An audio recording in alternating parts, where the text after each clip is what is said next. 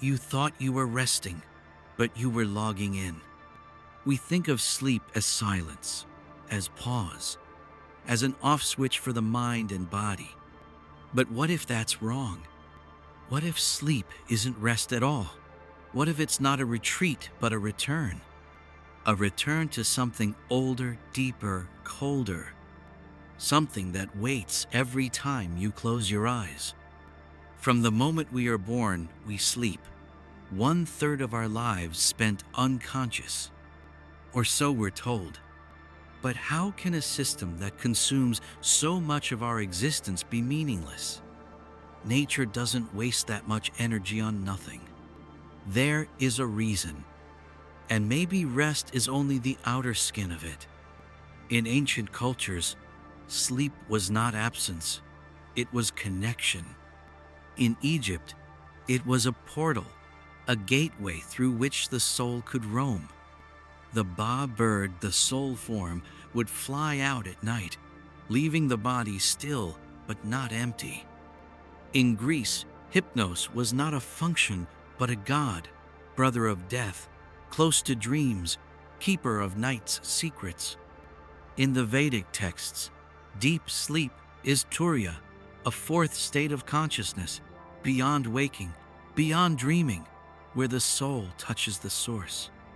Sleep was sacred, not because it gave rest, but because it opened a channel, a passage. We've lost that reverence. Today, sleep is treated like maintenance, like defragmenting a hard drive. But the ancients didn't think they were shutting down.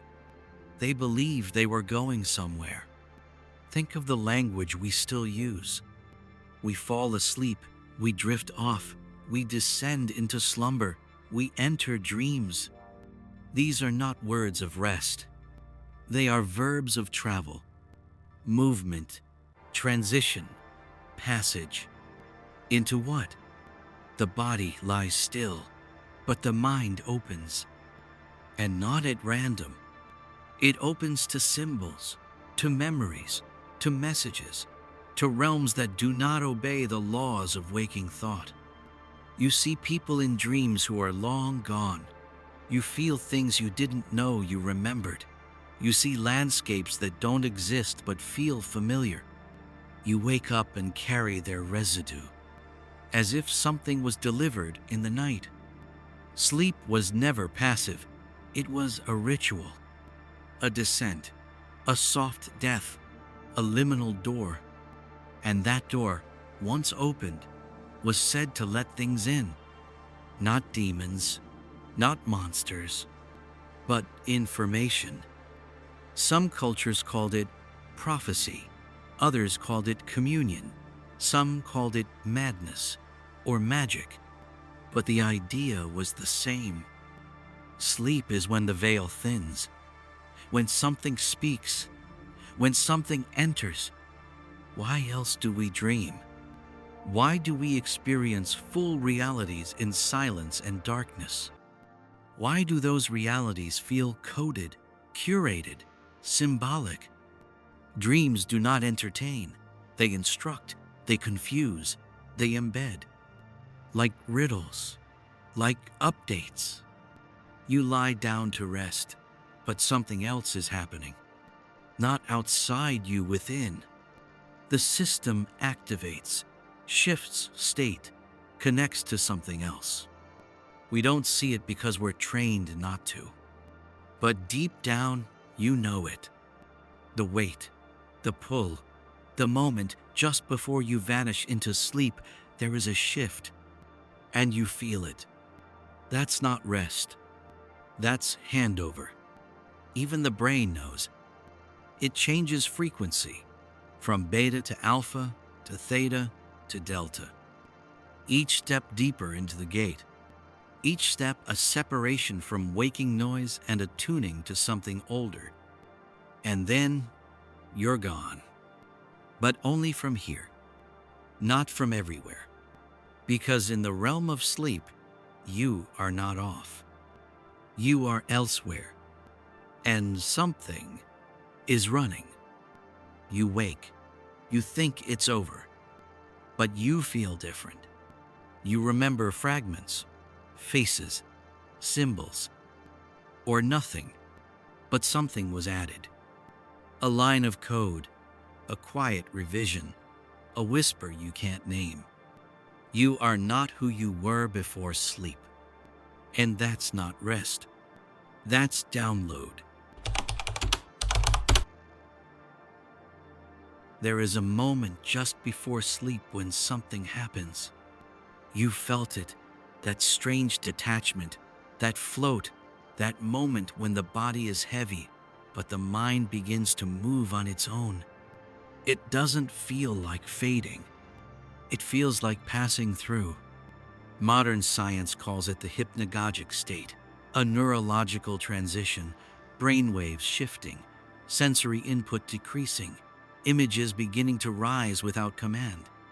But what it feels like is a gate, a veil, a threshold. And when you cross it, you are no longer inside your day. You are no longer entirely you. You are logged into something else. Ancient people had words for this moment.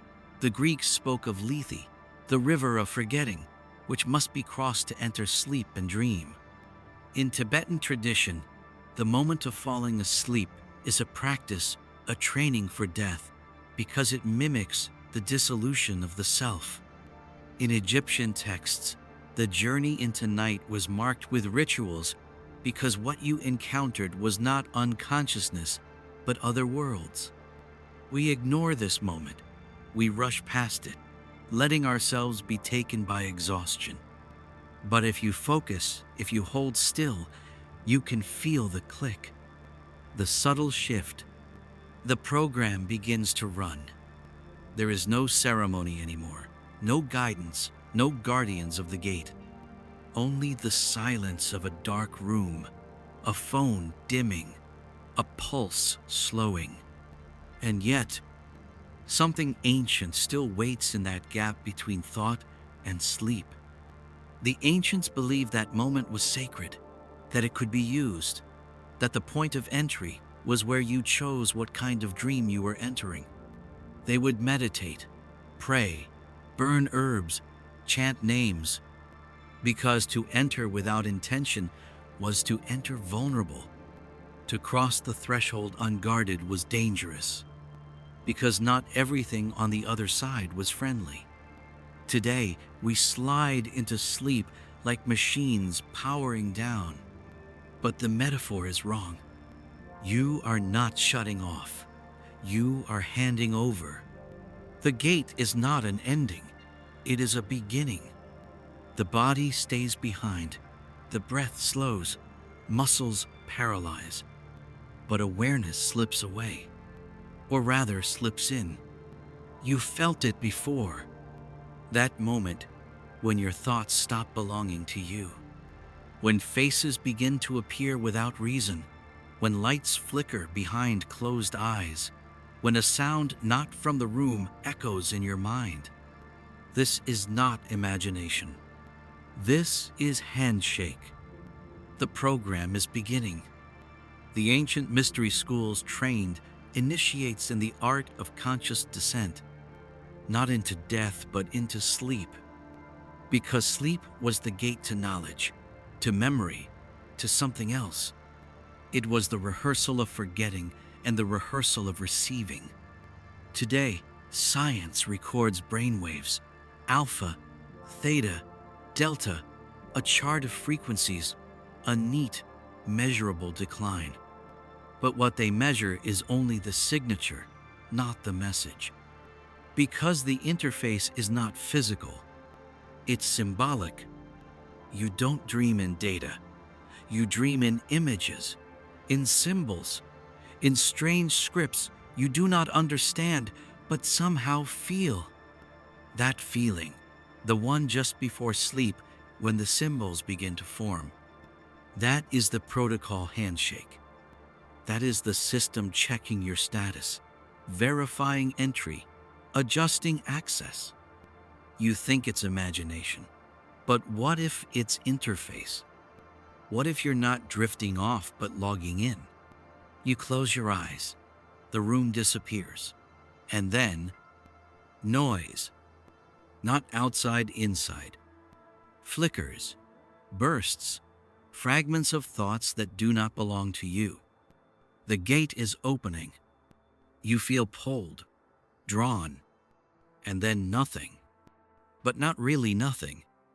The system is running, and you are inside. You wake up hours later, confused, heavy, sometimes clear, sometimes lost. But something happened. Not just rest, not just dreams. Something was installed. You never remember the gate clearly. You never see what's behind it. Because it's not designed to be remembered. It's designed to transport. And what it carries isn't always yours. The night gate doesn't ask. It just opens, quietly, every night. And you cross, again and again. Not because you choose to, but because you were built to. The question is not why we sleep, it's what we receive while doing it. You close your eyes, the world vanishes, but the system turns on. Not your conscious mind, not the body. Something else, something behind the curtain. And every night, without exception, you download. But what is it? What comes in? Is it memory, correction, symbol, command? Or is it deeper than all of those somethings so old you no longer recognize it? We tend to think of sleep as processing, cleaning the brain, sorting memories, consolidating emotions. And maybe it is. But processing requires input. Where does that come from? We dream things we've never seen. We feel things we've never lived. We receive images that don't come from memory. They come from somewhere else. From pattern, from structure, from code. Some dreams are simple replays, noise, fragments.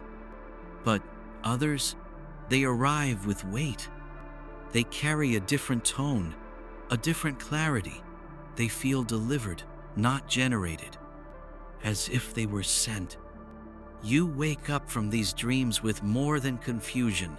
You wake with residue, a sense that something was added, a message just outside your grasp. Not information exactly, but instruction. Cultures long before ours knew this. To the Aboriginal peoples of Australia, dream time is not just imagination, it's creation time, a space where ancestors speak and stories are received like downloads. In ancient Egypt, temple priests would enter dream incubation, sleeping in sacred chambers to receive visions from gods, from the dead, from cosmic intelligence. In Greece, too, the Asclepian temples were sites of healing through dreams. Sick pilgrims would sleep and receive images not invented, but given. These were not hallucinations, they were deliveries. What if that never stopped? What if we're still receiving, but we no longer listen?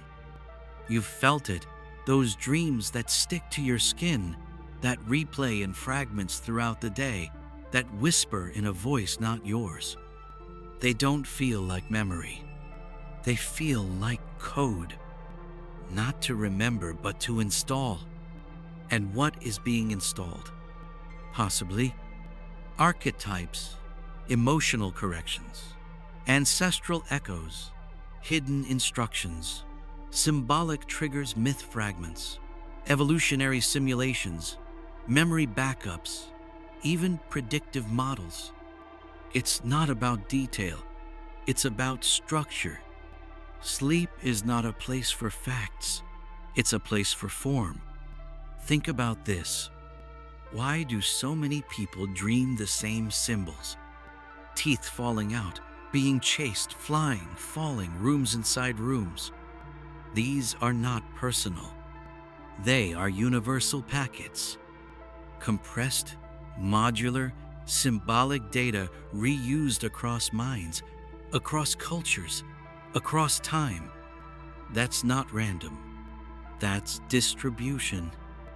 Some neuroscientists call this predictive modeling. They say the brain simulates futures, tests possibilities, prunes patterns. Maybe, but the why is still missing. Why would nature build a system that conjures abstract, symbolic, shared images across all people? Unless those images weren't dreams but downloads. Unless what you call sleep is your system updating its internal architecture, not just recovering, realigning. There are even moments when the dream seems to know you better than you know yourself. It reveals a truth, an emotion buried for years, a name you didn't remember, a fear you pretended was gone. It surfaces something you didn't ask for but needed. How does it know? What process delivers exactly that on exactly that night? You didn't choose it. You didn't request it. It was pushed to you. And, just like a system update, you rarely understand it fully. You only feel the change after. In how you think, in what you fear, in what you finally decide to let go. Something changed, and it came through the gate. So perhaps the question is not, did I dream last night? But, what was sent to me? What was installed? What changed? And if we ask those questions seriously, something shifts. Because suddenly, you are not a passive sleeper. You are a receiving station, a vessel, a target for symbolic download. And what comes in may not always be benign, or simple, or fully for you. Some messages come for healing, some come for realignment, some for interruption. Because not all code is safe, and the gates of sleep do not filter content, they only open. You sleep, you receive, you wake. But you do not wake clean, you wake changed. Something is always added, or rewritten, or erased. And that is not rest. It's synchronization. If dreams feel strange, maybe it's because you weren't meant to read them, but to run them. Dreams are chaotic. At least, that's how they seem. Time folds in on itself. Places change without warning. People become other people. You are both the watcher and the one being watched. It feels broken, like a system failing to hold form. But what if it's the opposite? What if it's not broken but compressed? Think of a dream not as a story, but as a data package. Not designed to be beautiful, or linear, or even remembered, but to be absorbed. To install meaning not through narrative, but through structure. And once you see it this way, you start to notice the pattern. A dream begins mid-movement. You're already somewhere, already inside the event. There's no opening scene, no explanation, just presence. That's not poor storytelling. That's data loading midstream. Like launching a program not from the start, but from the point where you left off. Then, the world bends. Rooms shift shape, people flicker, symbols emerge. Some repeat, some haunt, some vanish entirely. But they leave marks. Why? Because these aren't mistakes, they're abstractions. Simplified references, symbolic anchors, compressed emotional payloads encoded into imagery. You don't need to see your real childhood home to feel the memory it represents. A dream can render the entire feeling with just a hallway, a smell, a flicker of color. That's compressed architecture. Symbol rich, memory light, emotion heavy, efficient. It's like zip files of the soul. You don't see the full image, you see the index, the signature, the compressed reference to something much larger, and your system knows how to unpack it without conscious input. That's why dreams often repeat places.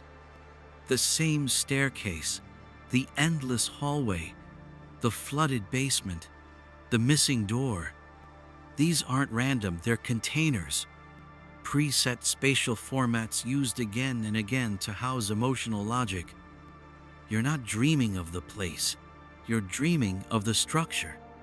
And each structure holds a type of content. A school hallway equals anxiety.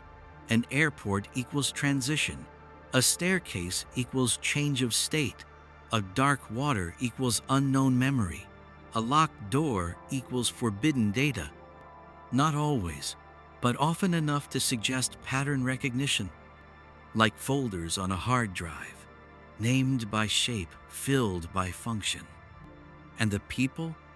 The ones who shift faces, who say things in voices not quite their own. They are avatars, emotional placeholders, used to represent roles, not individuals. That person in your dream who looked like your mother, but acted like your ex and sounded like no one? That wasn't a person. It was a payload, symbol code, multi-layered reference designed for emotional precision. Your dreams are not stories. They are programs. They have loops, functions, compressed images, recursive logic, conditional branches. They run, they test, they install. And you are not reading them. You are executing them. This is why dream logic feels both unreal and deeply personal. It's not that dreams don't make sense. It's that they make sense in their own language. A language you used to speak, before memory, before words. It's not just architecture, it's protocol. A way of communicating information that bypasses language and goes straight into form. This is why symbols appear, why they repeat across cultures. The snake, the flood, the spiral staircase, the broken mirror. These are universal symbols not because of culture, but because they are compressed universal data, transmitted, unpacked, and stored inside you. And why the distortion? Why does logic melt inside dreams? Because logic is a waking interface. It's built for day world thinking, for physics and language. But the dream interface is symbolic, associative, recursive. It's not designed to be clean. It's designed to be fast, to move huge emotional volumes in minimal space. And you feel the impact even if you can't describe the input. Think of déjà vu, that sudden moment when a dream becomes real. You've been here, but not here. You've run this sequence before. In a dream, not with exact detail, but with exact structure. Because the dream wasn't showing you the place. It was running the pattern that is now playing out in reality. So what is dream architecture? It's the compressed emotional language of your internal operating system. It's symbolic software, structured data, wrapped in form that only your inner machine understands. And that's why dreams vanish so fast. Because you're not meant to retain the surface, you're meant to absorb the structure. You don't remember the interface, you remember the effect. Like a program that runs in the background and then closes itself, but leaves a trace. Long before machines, long before science, long before clocks began ticking time into hours humans slept. And they knew this was not downtime. It was ritual. It was contact. It was a technology of the soul. To us, sleep is maintenance. To them, sleep was a temple. The Egyptians spoke of the Ba, the soul bird that left the body during sleep, not as metaphor, but as fact. They carved spells into tomb walls to guide the dreamer through night journeys, not the dead, but the sleeping. Because sleep was practice for crossing dimensions, not an illusion but initiation. In ancient Greece, there were places known as Asclepions, dream temples, sanctuaries of sleep. Pilgrims came not to pray, but to sleep under sacred conditions, guided by priests, asking the god Asclepius for visions. And the visions came. In the dark, beneath domed ceilings, people reported healings, prophecies, encounters with the divine. The dream was not the side effect, it was the ritual core. In Mesopotamia, kings and priests recorded dreams as messages from the gods. Tablets speak of sleeping beneath stars, of being shown omens, of hearing words that didn't come from within. They even had dream manuals, systems for interpreting recurring symbols. This wasn't superstition, it was an interface. The dream was data, and they treated it as such. Across the ocean, the Maya used sacred sleep as part of initiation rituals. The dreamer would enter trance sleep, guided by plants, chants, and silence. There they spoke to ancestors, to spirits, to the lords of time. Sleep wasn't personal, it was cosmic alignment, a calibration.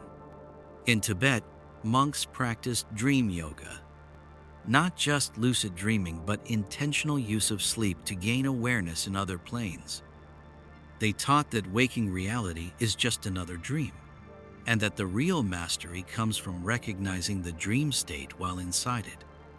They trained the body to fall asleep without the mind losing awareness, because dreams were not distractions, they were transmissions. Everywhere we look, from shamans in Siberia to the mystics of the Middle East, from the temples of India to the caves of Peru, we find the same secret. Sleep is a sacred port, and dreams are the language of reception. These cultures built practices not to suppress dreams, but to tune into them. They fasted, they isolated, they sang, they inhaled smoke, they listened, because they believed the human system could be tuned like a receiver.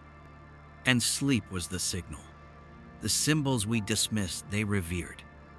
The strange animal, the old woman at the door, the burning tree, the broken wheel.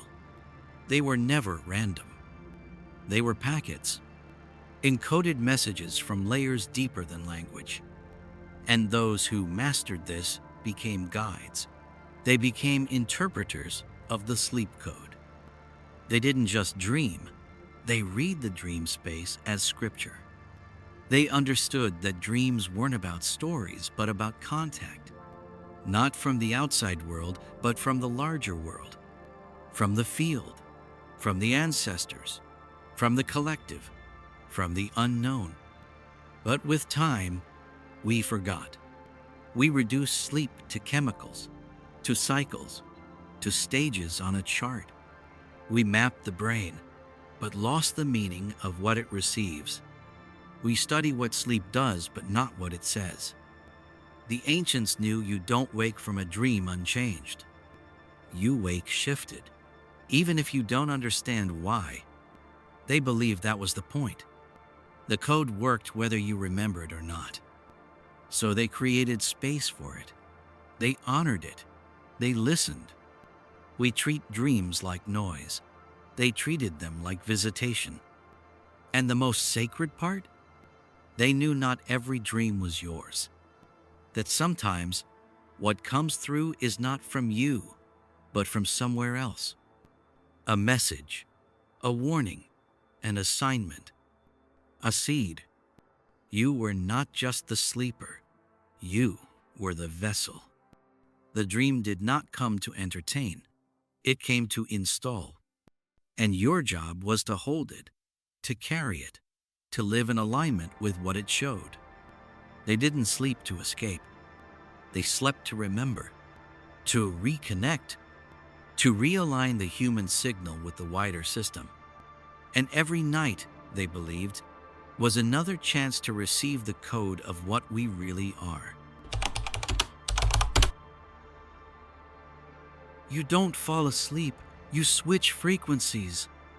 The body seems still during sleep, but silence is deceiving. Because under the skin, a system is tuning, shifting, listening. You are not shutting down. You are adjusting channels. Think of sleep not as a collapse, but as a mode, a change in configuration. Waking consciousness runs on beta waves, fast, active, analytical.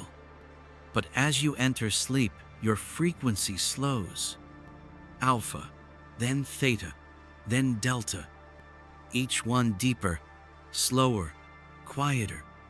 But why? Because you're not turning off. You're becoming receptive.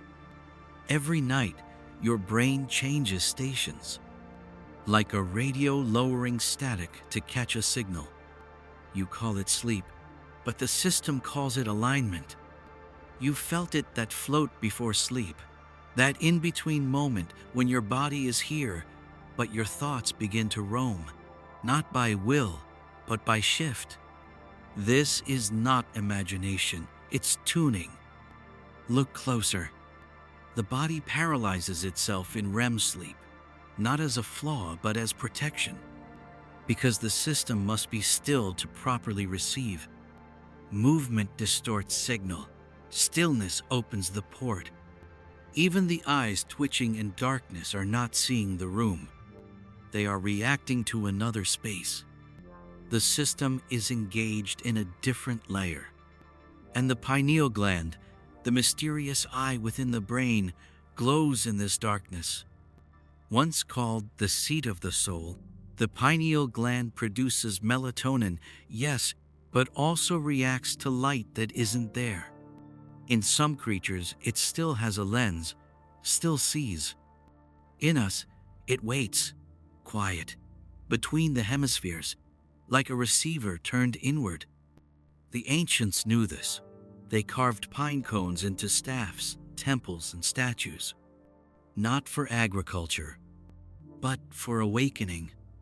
The breath changes, heart rate slows, temperature drops. The body prepares not to rest, but to open. Your nervous system becomes a silent mesh. Input decreases, noise reduces, external senses go dark, and internal systems light up. This is the moment, not of forgetting, but of connecting.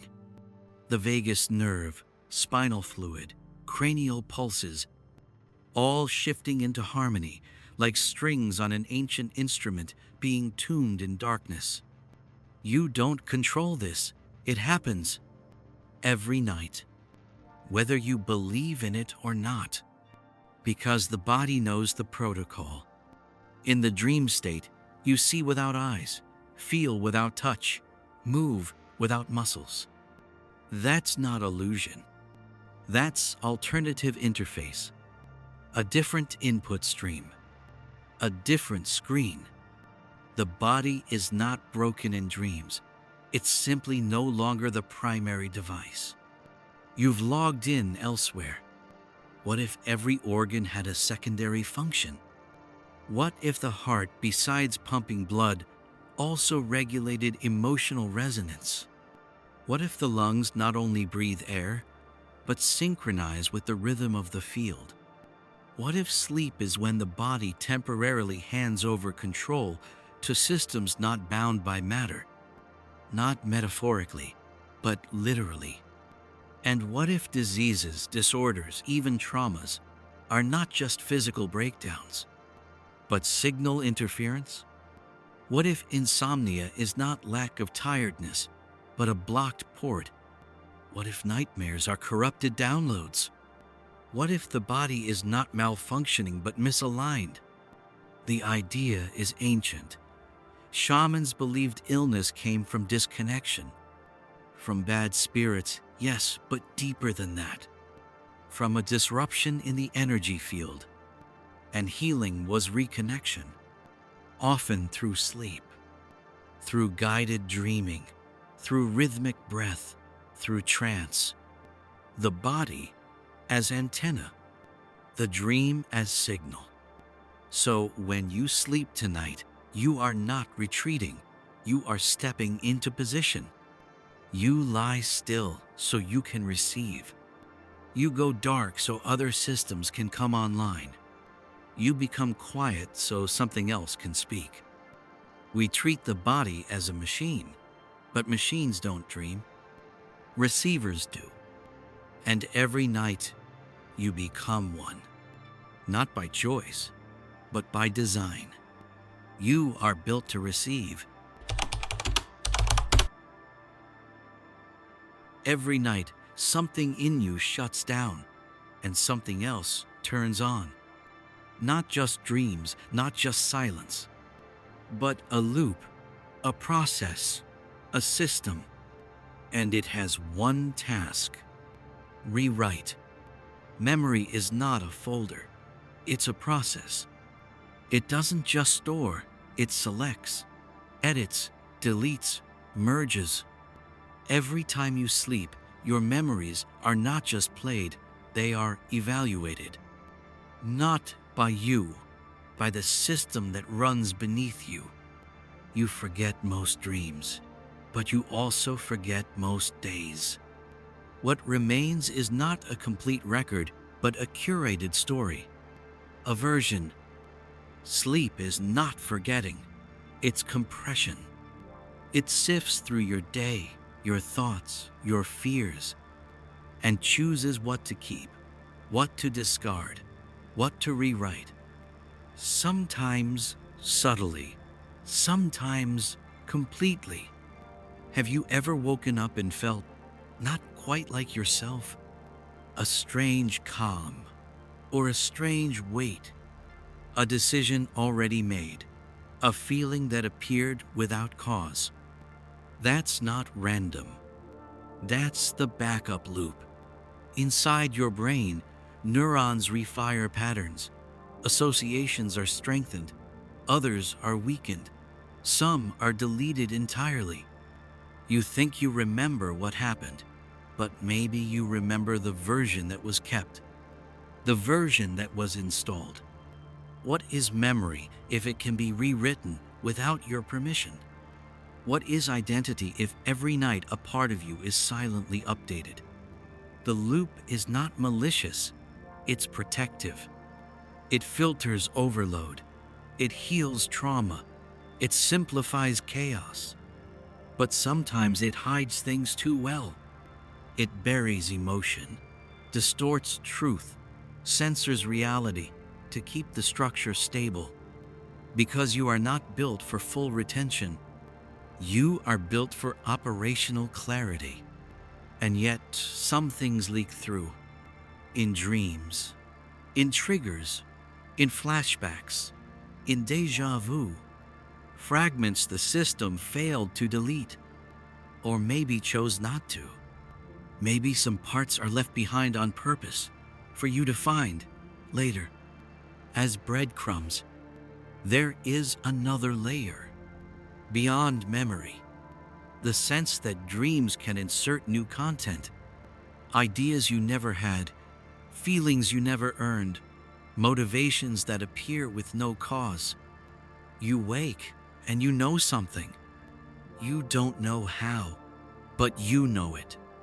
That's not memory. That's update.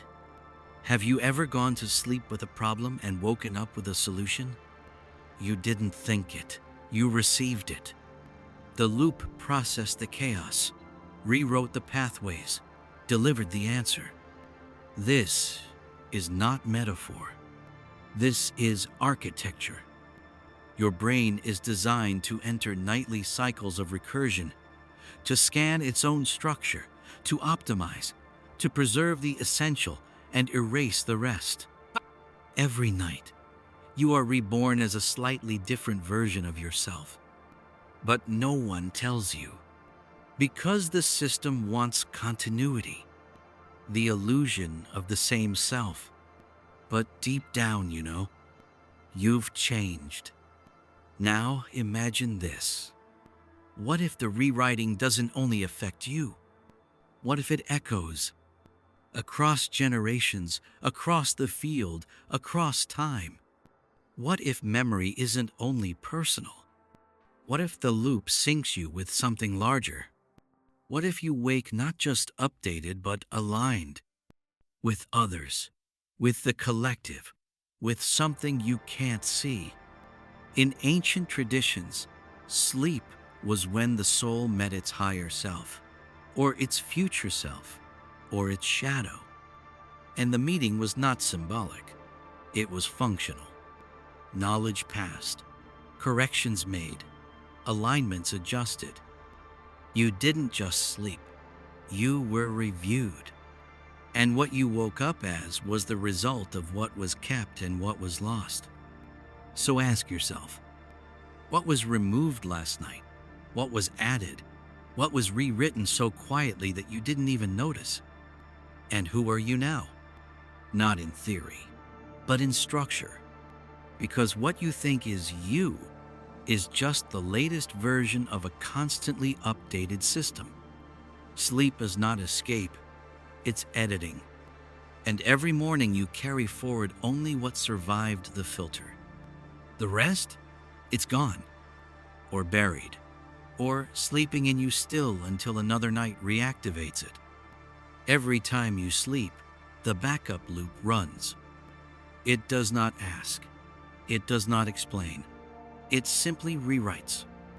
Because what you are is not fixed. It is compiled nightly. And maybe you are not just the dreamer. You are the file. You sleep, you change, you wake, and the difference is not always visible, but it's always there. Every morning you open your eyes, the world returns, the weight of the room, the edge of the bed, the name you wear. It all feels familiar, but it's not the same, because you are not the same. The difference is subtle, a tiny shift in emotion, a decision you didn't expect, a memory slightly altered, a fear slightly softened, a desire slightly louder. No big change, just a new version. This isn't poetic, it's procedural, because something ran while you slept. Something revised, installed, removed. You didn't see it, but you feel it. In the way your thoughts lean, in what your hands reach for, in what no longer hurts as sharply as before, or sometimes hurts even more.